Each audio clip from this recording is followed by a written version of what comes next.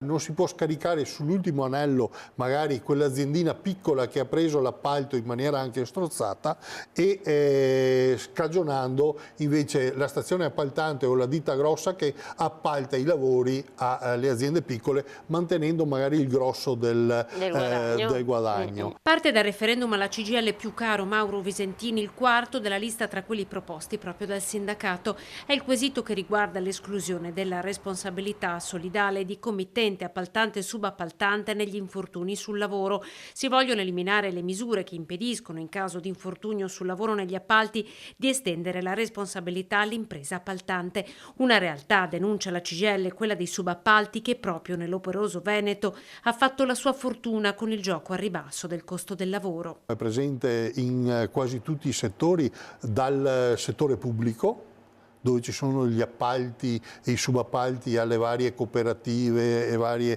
realtà appunto che lavorano per il pubblico, ma nell'industria, penso al metalmeccanico piuttosto che ad altre realtà, nell'edilizia come nella logistica. Il terzo quesito punta all'eliminazione di alcune norme sull'utilizzo dei contratti a termine. Ovvero che non si possa mantenere all'infinito i lavoratori assunti a tempo determinato e per questo motivo molto spesso ricattabili. Ci sono dei limiti che sono stati ampliati moltissimo anche da questo ultimo governo. Il primo quesito punta al ripristino dell'articolo 18, eliminando così il Job Act. La possibilità di essere riammessi al lavoro qualora licenziati in maniera ingiustificata nelle aziende sopra i 15 dipendenti. Per le aziende sotto i 15 dipendenti, secondo quesito, la possibilità di rimandare alla contrattazione e la necessità di riammettere un lavoratore licenziato senza giusta causa.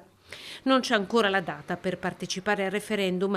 Il sindacato ha chiesto con forza al governo che sia agganciato alla prossima tornata elettorale di primavera per scongiurare l'astensionismo.